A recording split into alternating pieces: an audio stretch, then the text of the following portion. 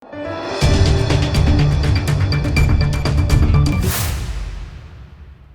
દર્શક મિત્રો, આપ જોઈ રહ્યા છો લોકમૈત્રી ન્યૂઝ. હું છું એન્કર અર્પિતા પટેલ. હવે જોઈએ અગત્યના સમાચાર. સુરતમાં પીપલોદ પાસે આવેલા પ્રાચીનથી અતિ પ્રાચીન એવા રુદ્રનાથ મહાદેવ મંદિરમાં મહાશિવરાત્રીની ભવ્ય ઉજવણી કરવામાં આવી હતી. સુરતમાં પીપલોદ પાસે આવેલા પ્રાચીનથી અતિ પ્રાચીન એવું રુદ્રનાથ મહાદેવ મંદિરમાં મહાશિવરાત્રીની ઉજવણી કરવામાં આવી હતી. દર વર્ષની જેમ આ વર્ષે પણ કંઈક નવું એવું શણગારની વ્યવસ્થા કરવામાં આવી છે. શણગારની અંદર આજે જે પર્યાવરણ દિવસને દિવસે લુપ્ત થઈ રહ્યું છે, વનસ્પતિ પણ આપણાથી દૂર થઈ રહી છે, તેના માટે આ શિવરાત્રિના પાવન પર્વ નિમિત્તે દર વર્ષની જેમ આ વર્ષે પણ જંગલની થીમનું આયોજન કરવામાં આવ્યું હતું. આ જંગલની થીમનું આયોજન કરવાનો મુખ્ય ઉદ્દેશ્ય છે કે દરેક ભાવિક ભક્તો પોતાના ઘર આંગણે એક વૃક્ષ વાવે તે ઉદ્દેશ્યથી આ તેમનું આયોજન કરવામાં આવ્યું છે. અને આ થીમનો મુખ્ય ઉદ્દેશ્ય પર્યાવરણનું જતન પણ કરી શકીએ અને જે અયોધ્યામાં રામલલ્લાના ભગવાનની મૂર્તિનું સ્થાપન કરવામાં આવ્યું છે તેવી જ આબેહૂબ રામલીલા ભગવાનની પ્રતિકૃતિ રુદ્રનાથ મહાદેવ મંદિરમાં સ્થાપન કરવામાં આવી છે. અને આ રામલલ્લાના ભગવાનની મૂર્તિના દર્શન કરવા માટે ભાવિક ભક્તોની ખૂબ જ મોટી સંખ્યામાં કતાર જોવા મળી હતી અને ભાવિક ભક્તોએ આ રામલલ્લાની ભગવાનની મૂર્તિના દર્શન કરી ધન્યતા અનુભવી હતી.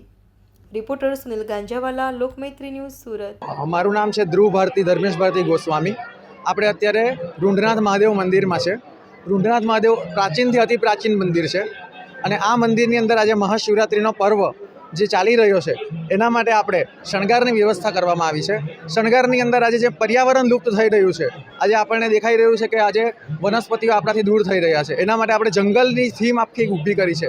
એનું કારણ એનો ધ્યેય એટલો જ છે કે બધા પોતપોતાના ઘરે એક એક વૃક્ષ વાવે અને એ જ અમારો મુખ્ય ધ્યેય છે. એના માટે પર્યાવરણનું આપણે જતન પણ કરી શકીએ. અને બીજું, રામલલ્લાની મૂર્તિ જે અયોધ્યામાં છે એવી આપણે સેમ પ્રતિકૃતિ રુદ્રનાથ મહાદેવ મંદિરની અંદર સ્થાપન કરવામાં આવી છે. તો તેનો દરેક ભક્તોએ લાભ લેવા વિનંતી. આ મંદિર જે છે કેટલા વર્ષ પુરાણું છે અને એના કેટલા વર્ષો જૂનું?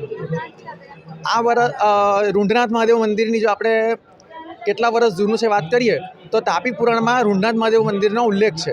તાપી પુરાણનો અર્થ એવો થાય કે 100 કલ્પોથી તાપી નદી 100 કલ્પોથી જૂની છે, એટલે એક વર્ષ થાય તો 100 કલ્પ બરાબર થાય. એ પ્રમાણે એટલી જૂની તાપી નદી છે અને એનાથી જૂનું આપણું આ રુદ્રનાથ મહાદેવ મંદિર છે અને બહુ અતિ પ્રાચીન પુરાણ છે. એનો આપણે સમયની મર્યાદા તો નહીં કરી શકીએ પણ પ્રાચીન કહી શકીએ. લોકમૈત્રી ન્યૂઝ સાથે જોડાયેલા રહેવા અમારા યુટ્યુબ ચેનલને સબસ્ક્રાઇબ કરી ફેસબુક અને ઇન્સ્ટાગ્રામ પેજને લાઇક અને શેર કરો.